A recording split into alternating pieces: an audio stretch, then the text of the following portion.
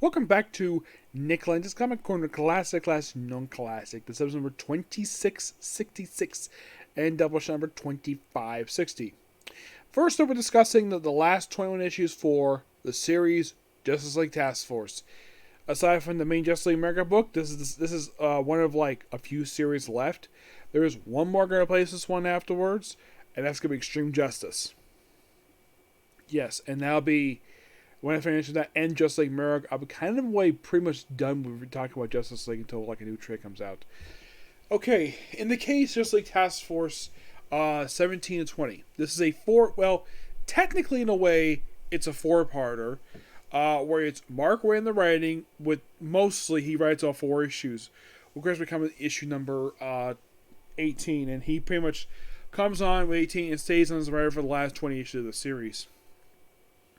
I'll also have my final thoughts on later. So, in this four-parter, well, technically it's a three-parter with issues going to be in the epilogue. Mostly put, it just basically just like Task was working with Vandal Savage, look for a database of his. That's kind of what this multi-parter is. 20 is like the aftermath of the story, and then pretty much basically the book has a change. For reasons unknown, the book decides to have it where, let's have it where the team. Which, by the way, during this book, it's basically comprised of Elron, a.k.a. Despero, the Ray, Triumph, and Gypsy. That's pretty much your lineup. There's 5-person lineup for a group called Justice League Task Force. And then pretty much at the end of issue 20, the group themselves...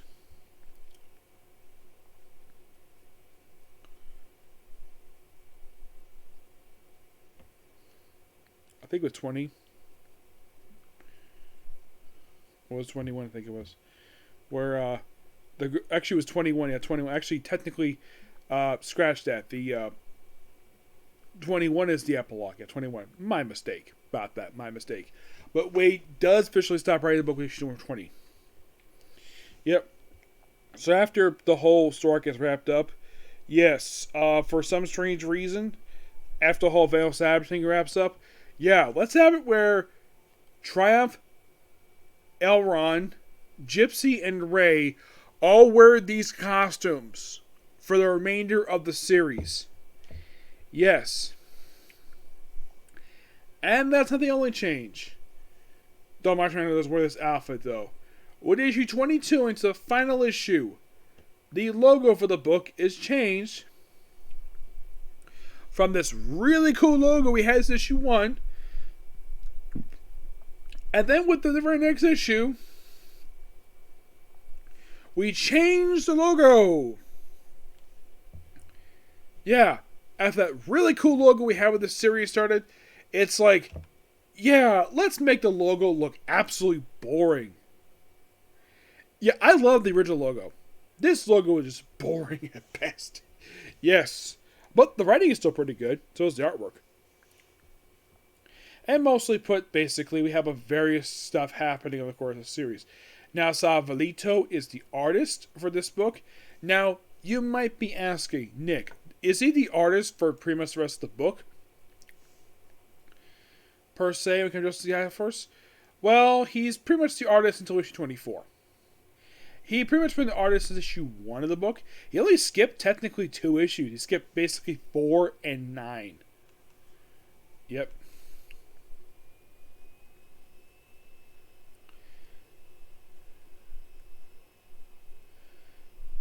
Yeah, it's mostly put just 22 is the start of new status quo for the book, and of course some people are not liking it very much in story, and then basically like where let's have where that fight like an alien issue number 23, and Triumph apparently like it seems like Priest basically has basically him like the main character of this book, and then 2 of this part, yes, because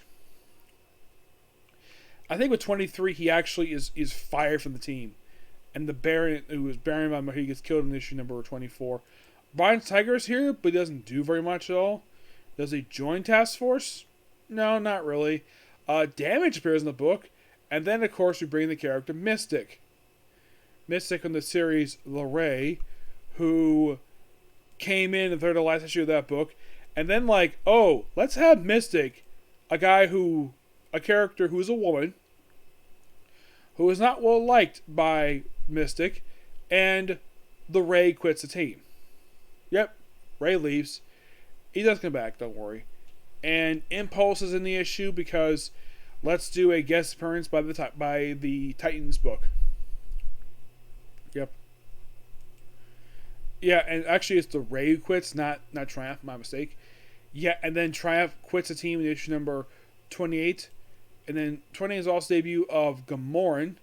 Yes, this alien creature who first appears in issue 28, and he's kind of here for the main of the series.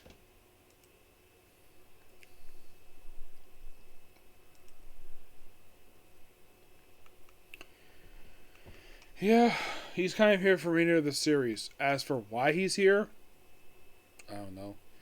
And it seems like a lot of the time, let's have it where they're just like Task Force, they got Vandal Savage from the remainder of the series. Yeah, and Triumph has also gone very briefly, though he comes back. Issue 30 is actually also noteworthy for being the last crossover it has tied into. What crossover is that? Underwood Unleashed. If you know what Underwood Unleashed is, it's a story where a demon named Nero, I think his name is, who makes deals with people and they get stuff. One of the most noteworthy things happened in the story was the wife of Alan Scott, his second wife, the original Harley Quinn, one word, not two words, decided to sell her soul to be young. All because Starheart made her husband young. Yeah, and Task Force had increased the size of the roster for this one issue. Which roster was one issue surprised the Black Canary, Damage, Bronze Tiger, Elongated Man, Gypsy, Impulse, March Runner, Mystic, Nightwing, who's part of the book first time issue 3, the Ray, Triumph, Vixen, and Wonder Woman. It's only for this one issue, and then it's right back to normal stuff with the next issue. Yeah. And it's mostly put basically dealing with Despero. No longer Vandal Savage, it's basically with Despero from here in the book. And Mystic himself, who had joined the group, gets killed in issue 32. Yes, and from Red Line, apparently this character was created and owned by Christopher Priest, and then before he left the series, he killed her off. Yeah. So, for the remainder of the series, basically, it just, like 33 is just a Marsh Manor issue. Now, the cover is like, oh, it features Triumph and Gypsy. Now, you're probably thinking with issue 33, are they in the issue? Gamoran is. Yep. But is Triumph and Gypsy in issue number... in this issue? They are. They don't play a role in the issue. Not really. The Ray is back here. Yep. So they're down a member, and they kind of deal with some alien threat, and that's mostly it. Yep. Yeah, then they have encounter with Warlord. Yep. The Mike Grohl character. Yep. He pops up here for the remainder of the series, and, well, it pops up for the last few issues of the book. I always like when he shows up. When Charles Morgan shows up with the book. Excuse me, yeah. He's here for the last few issues because they're basically in the world of Sicaria. Yeah, and then pretty much the last issue of the book, the team disbands. Yep, with issue 37, the team decides to disband. Yep.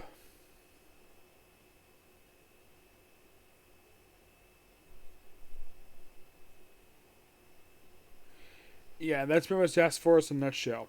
Final thoughts on Task Force. Well, the issues themselves, before I get that. They're interesting for what they are. Still got good artwork a lot of the time. Oh, and the artist for the remainder of this series, it is Roman Benito, I think it was. I think this guy took over as the artist for many of the series. Yes, except for 3 issues. There were 3 issues he didn't do, and that was 31 to 32. 31, 32 he didn't do. That was Roger Robinson. Mm-hmm. Which I think he only did like 2 issues of this book. Oh, yeah, he only did 2 issues. And that was it. Yeah, despite the fact this book went through like 4 or 5 different writers, the book only technically went through about, like, if you think about like 2 regular artists and like 2 fill-ins. Yes. The series itself was really, really good. I thoroughly enjoyed this series. The ultimate problem is there's like 2 trades that collect this whole story. And those trades being a Justice League Task Force trade, a trade for Justice League America, and that's it. Yep. And that's all. Basically, if you think about it, technically only the first 14 issues are in trade. Yeah. Basically the Judgment Day crossover, which that sparked up the series Extreme Justice, which that's going to be placed for this one. Yep, I'm talking about that series next time when I get this book. But I never had anything wrong with Task Force per se. I thought it was a really fun series. I thought Denny O'Neil did really good opening issues. For the book, we have Peter David on the book too. I think Denny O'Neil did the first like 4 issues of the book. Actually, he didn't do issue 4. That was Chuck Dixon, but he definitely did the first 3 issues. Dixon did issue 4. Denny did issue 5. In issue 6 is Denny. Part of the whole Nightfall the Search thing. And then basically Peter David does it for a few issues. I think he does it for like 4 issues.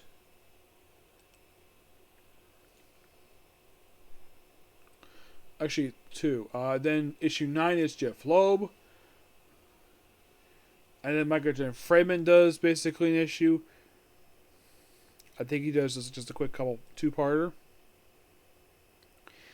It's almost like you look at these the writers. It seems like the book couldn't keep a stable writer in the book. Yeah, and then Wade takes over for. Was actually first writing more than a few issues. He did like 8 issues in a row, and then he left. Priest ended up doing the most 20 issues of this book, but not really much. Let's talk about this book. It's good. Check it out. Next up we have is we're talking about some Hawkman backup stories from the pages of World's Finest Comics. Yep. Excuse me, yes. Which started with issue 460. Mm-hmm.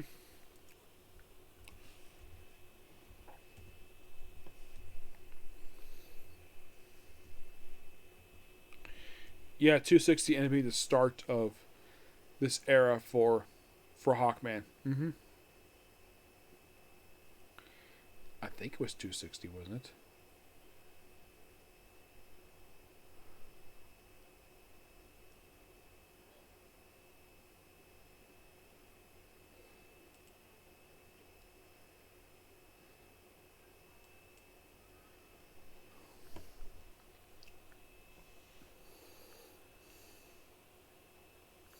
Oh, excuse me, 256 is where the book started with.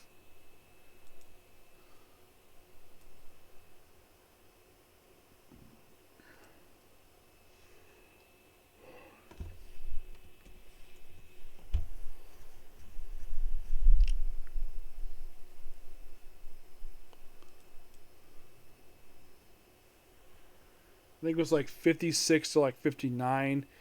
62 to something. It's coming right now.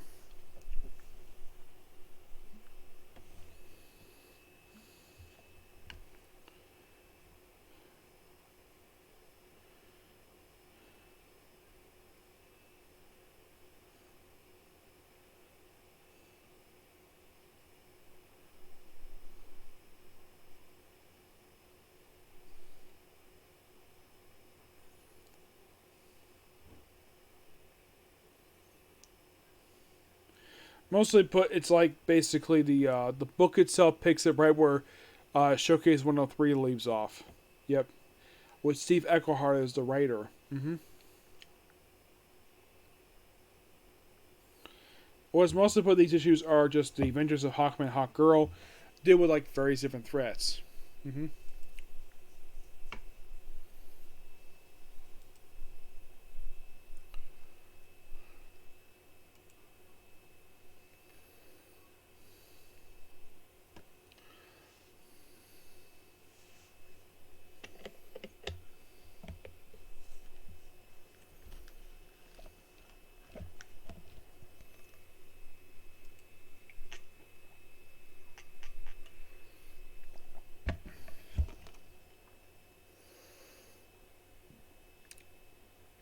And you might be thinking, are these issues in trade?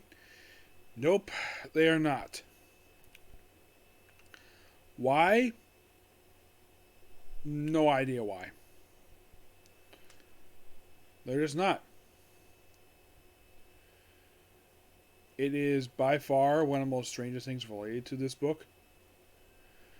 It's like DC just doesn't want to basically people read these stuff. Are these issues bad? No. No, they're not.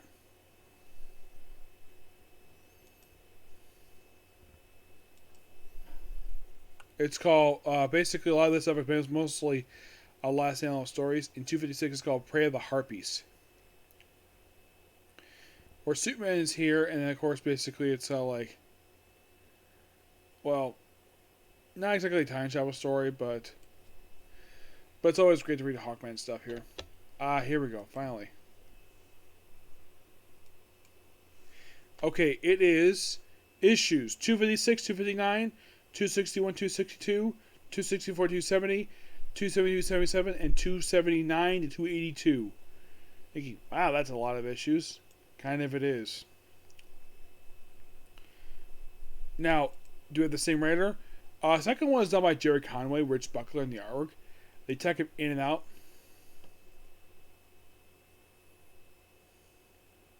Most of a lot of these issues, they're just finding some thieves or just a lot of space stuff per se. 258, Deadly Orbit. Same creative team.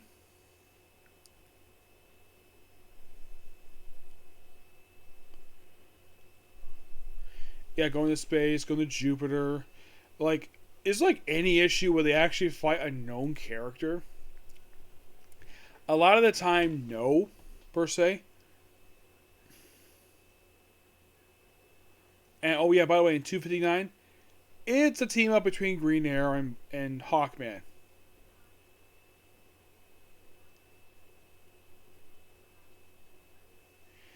Yeah, it's a two-part that just happened to team up in order to stop some thieves.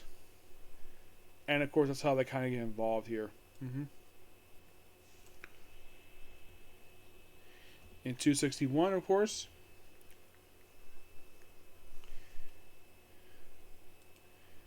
It's by Bob Reshkins. It's mostly put basically like this issue is mostly with Hawkman just have a conversation with the JLA. The villains for this issue are the Manhawks, Matter Master, Gentleman Ghost, Conjuro, and Hydus.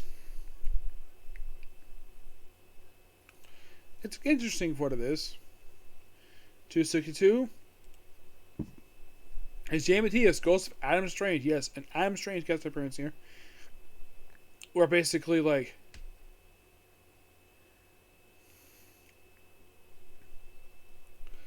it is mostly put just at basically just a possible death of Adam Strange, but doesn't really go anywhere at all. Not really. But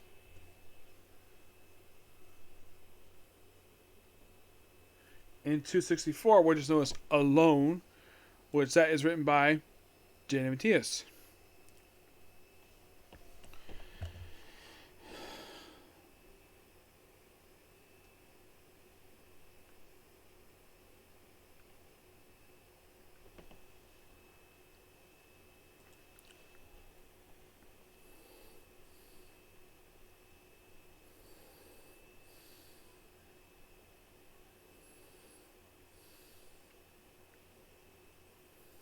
It's mostly Hawkman by himself. Hawkwoman's in the issue. It's mostly pick up where the last issue left off, while dealing with Adam Strange. Mm-hmm. Though he does make it back to Earth, it's mostly a solo adventure for him without his wife. That's mostly what the issue is. And in the case of 65, Hostage World, which is written by same people.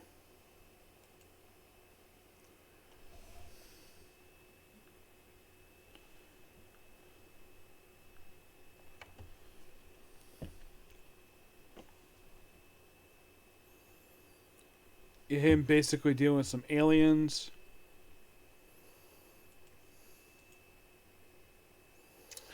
Yeah, I'm basically just describing just some stuff here, because that's kind of what. Of course, you have the character named George Emmett. Who's George Emmett? He is mostly put just a guy who works them. He's just an ally of theirs who the writers basically put him in the stories because, well, he's associated with them.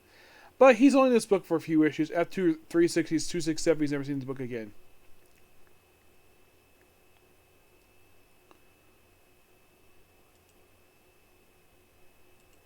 Yeah. Insect invasion moves. Yeah, basically Hawkman bugs. Alex Silva does the arc for this issue. Yep. In 268 is most about. It's called the City or Your Life. Yeah, it's Hawkman trying to make a decision, basically, on what to do.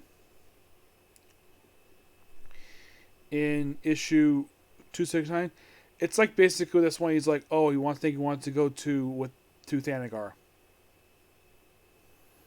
That's most of exactly what the issue is. And 270,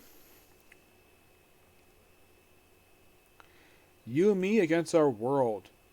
Yeah, it's mostly about Hawkman and Hawkgirl dealing with Shuttle Thief in this issue. Yep. And then skipping straight to 272.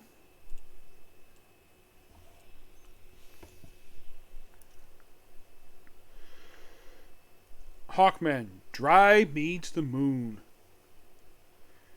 Yeah, this is the issue where Hawkgirl changes the name Hawkwoman. And this remains like this up until just after the company-wide reboot in 1986. Hawkman, Victory? Yeah, it's him versus Hythus. Yeah, he's basically one of his old bag. I think it's just an old Justice League enemy. Yeah, it's mostly him a lot of time fighting his own people in these issues.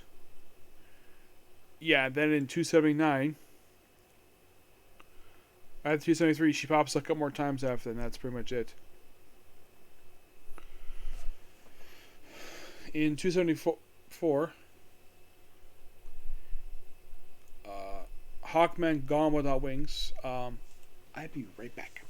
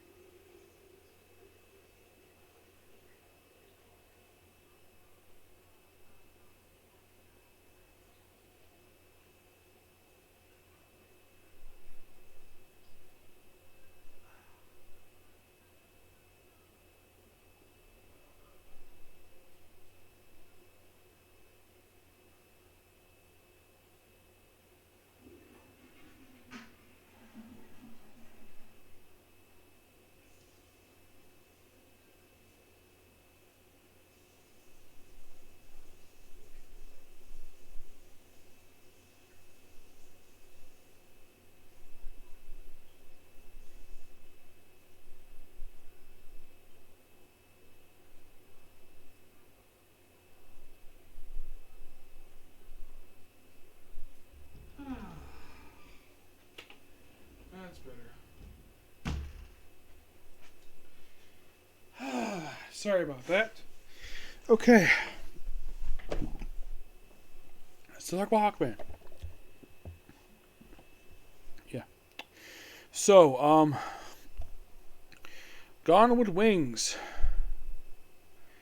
Yeah, Hawkman versus the Matter Master. Yeah, one of his old bad guys, one of his early stories. He is back here for. He does make more appearances in this book. He's only here for for a quick two-parter, and then moving on to something else here. By the way, it's basically with him. Yeah, like I said, just matter everywhere. That's better. Okay, so in the case of 276, Hawkman stinging in the rain. Yeah, it's a play on Singing in the Rain, the movie, where it basically takes on Flash film the Weather Wizard. Oh, who writes this one? Bob Rashkins with Carmen Infantino in the artwork. Gotta love this guy. I have my wings, and I must fly. Yep. It's just a story about Hawkman flying. Bob Rashkin, Alex Severbeck, and the creative team for this book. 278, he skips an issue, but he is back for 279. But he's back here for only for 4 more issues. Yeah, Pirate of the Spaceways is the name of the story of this one. It is mostly about voicing space pirates. We have Captain Chrism, Kurnis Gore, Banir, Derek, and Kosun. Yeah, it's just his pirate crew that he encounters for the next few issues. That's most of what he does for issues 282 280. He basically fights space pirates. But you're thinking, okay, now Cunham, now you don't.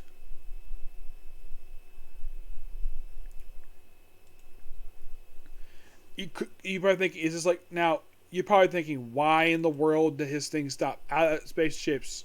Okay, now in issue 282, he doesn't want Dr. Katar and Mr. Pert. Yeah, it's basically a guy called Pert. Just an alien who was part of this story here. And that's it. Now, you might be thinking, okay, why in the world did the feature stop with 282? Well, the reason why in the world it stopped?